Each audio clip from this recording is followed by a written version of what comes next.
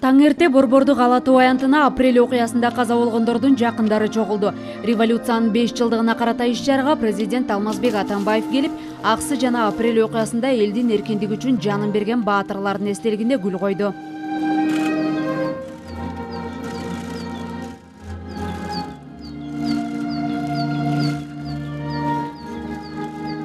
Кыргыз эли үчүн апрель окуясы тарых барактарында түбөлүк кала турган бурулуш окуя.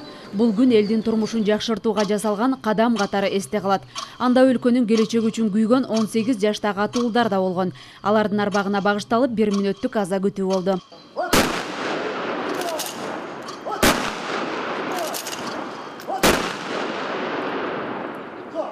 2010 жылдын 6 апрелинде Талас облусундагы нааразылыкта оппозиция лидерлери кармалып, чогулган элди ого бетер кыжырданткан. Эртеси 7 апрелде бийликтин мындай кенебестиги өлкөнүн бүтүндөй түп тамырынан бери өзгөртө турган окуяга алып келди.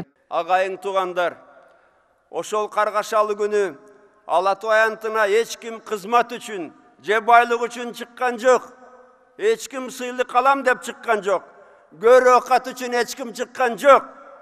7 апрель күнү эл чындык үчүн, адилеттүүлүк үчүн майданга чыккан.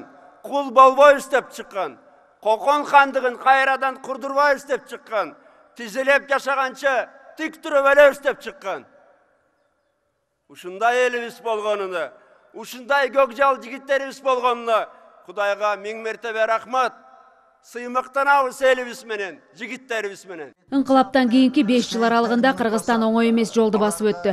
Эң башкысы өлкөдө туруктуулук орноду. Демократиялык жолго кадам таштаган эгемен мамлекетте элдин эркиндиги, жарандардын укугу корголуп, тышкы байланыштар күчөп, Кыргызстанды мамлекет катары кабыл алып кызматташкан өлкөлөр көбөйдү. 50 жылда эл өзгөрөт дейт. Биздин эл 5 жылда эле каты өзгөрдү. Анткени ошол күйүп кеткен жүрөктөрдүн жарыгы акты ак кылып, караны кара кылып көрсөттү. Бир эле мисал, үй бүлөлүк башкаруу Кыргызстанда кайра болот деп ким ойлойт? Же криминал Ала Тоо аянтында келип, кайрадан өкмөттү коркутат деп ким ойлойт? Уурлар коррупцияда ошол жүрөктөрдүн жарыгынан коркуп, ийиндерине жашынып жатат азыр. Мурдагыдай мактанып кычырап баспай.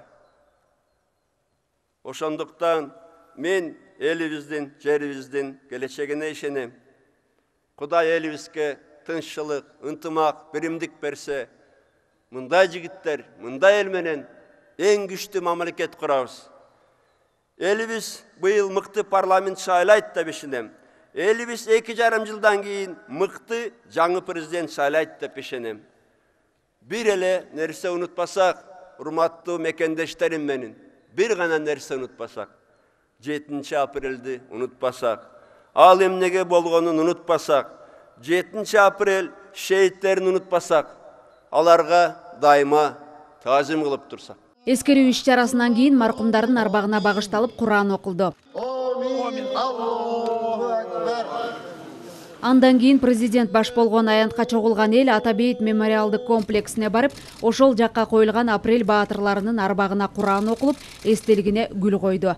Кыргыз элине бул күндүн кандай маанилүү экени жыл өткөн сайын заман өзгөрүп, элдин турмушу оңолгон сайын тарых өзү далилдейт. Элиза Нурматова, Алтынхан Бабаев, Коомдук, 1 канал.